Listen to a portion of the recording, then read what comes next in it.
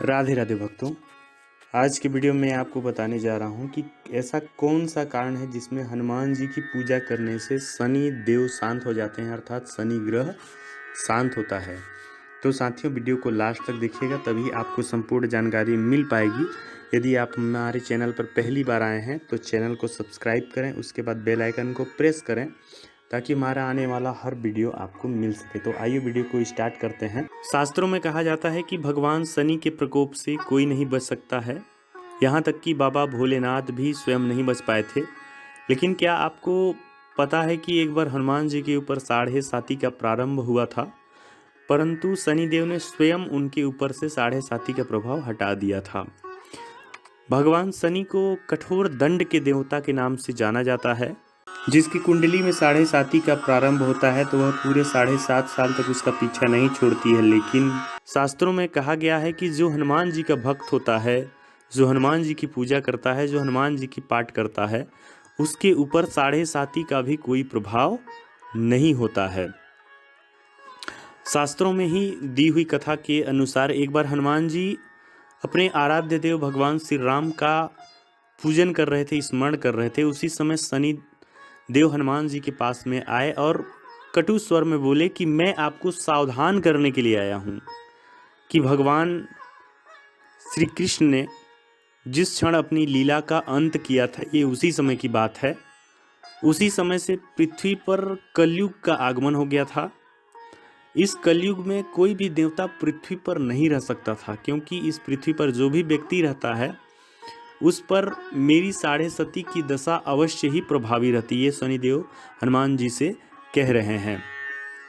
तो शनिदेव की बात सुनकर हनुमान जी ने कहा, जो भी प्राणी या देवता भगवान श्री राम जी के चरणों में आश्रित होते हैं, उनकी पूजा करते हैं, उन पर तो काल का भी प्रभाव नहीं होता है। यहाँ तक कि यमराज भी भगवान श्री राम के भक्त के सामने विवश हो जाते हैं। इसलिए आप मुझे छोड़कर कहीं और चले जाइए, क्योंकि मेरे शरीर पर श्री राम के अतिरिक्त दूसरा कोई भी प्रभाव नहीं डाल सकता है। तो हनुमान जी की बात सुनकर शनिदेव ने कहा, मैं सृष्टिकर्ता के विधान से विवश हूँ।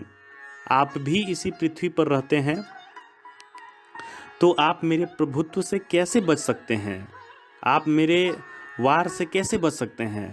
आप पर मेरी 7.5 आज इसी समय से प्रभावी हो रही है, इसलिए आज और इसी समय से आपके शरीर पर मैं आ रहा हूँ, इसे कोई नहीं डाल सकता है।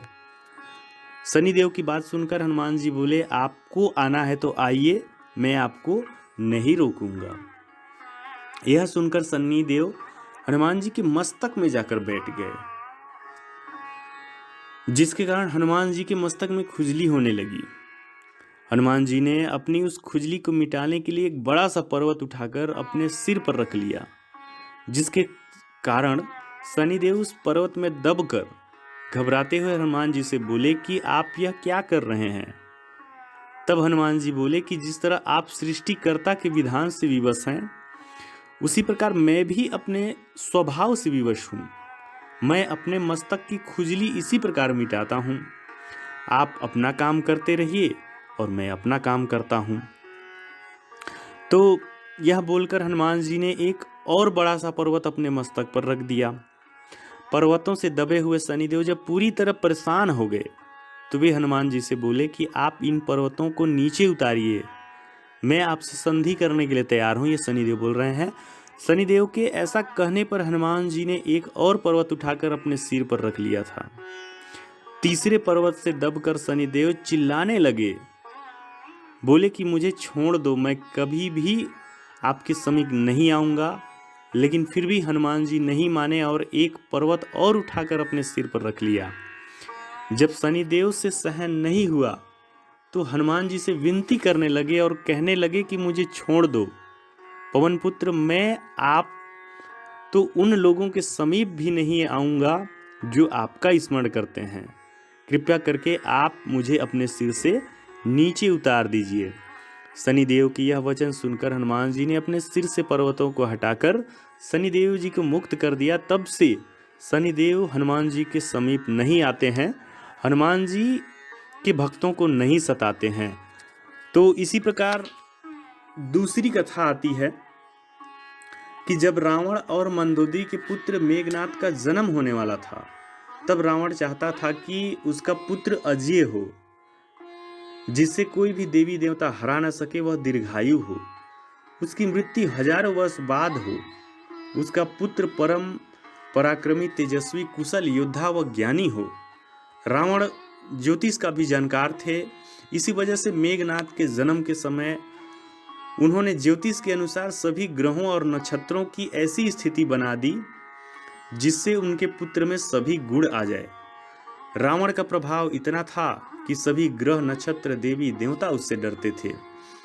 इसी वजह से मेघनाद के जन्म के समय सभी ग्रह उसी स्थिति में हो गए जैसा रावण चाहते थे। रावण ये भी जानते थे कि शनिदेव न्यायाधीश हैं और वे आयु के देवता हैं, पर वो इतनी आसानी से मेरी बात नहीं मानेंगे। रावण ने इसीलिए बलपूर्वक शनिदेव को अपनी स्थिति में रखा जिससे मेघनाद की आयु में वृद्धि हो सके। शनिदेव न्यायाधीश हैं, इसी वजह से रावण की मनचाही स्थिति में रहते हुए भी उन्होंने अपनी नज़र तिरछी कर ली, जिस कारण से मेघनाद अल्पायु हो गया। जब रावण को इस बात का पता चला, इस बात का एहसास हुआ, तो वो शनिदेव पर क्रोधित हो गए। जब वो क्रोधित हो गए तो उन्होंने अपनी गदा से शनिदेव की पैरों पर प्रहार कर दिए, जिससे शनिदेव उसी समय से लंगड़े हो गए। तब से शनिदेव की चाल भी धीमी हो गई। शनिदेव के अलावा सभी ग्रहों की शुभ स्थिति के कारण मेघनाद बहुत ही पराक्रमी और शक्तिशाली था।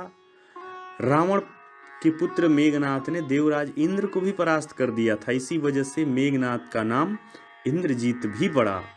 शनि की तिरछी नजरों के कारण मेघनाद अल्पायु हो गया था। श्री राम और रावण के बीच युद्ध में लक्ष्मण के हाथों मेघनाद की मृत्यु हुई। और आपने टीवी सीरियल या चैनलों में भी देखा होगा कि रावण एक व्यक्ति को अपने आसन से जस्ट नीचे, सामने में नीले नीले रंग में अपने पैरों के नीचे दबाकर रखते थे। ये वही शनिदेव हैं जो रावण शनिदेव को अपने पैरों के नीचे दबाकर रखते थे।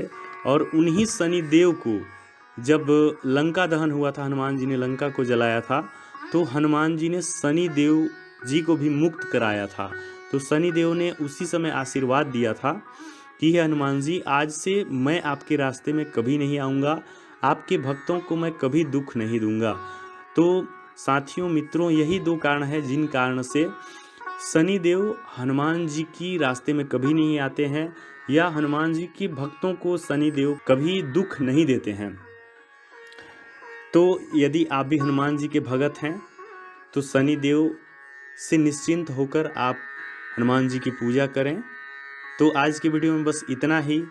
धन्यवाद। राधे राधे। जय श्री राम।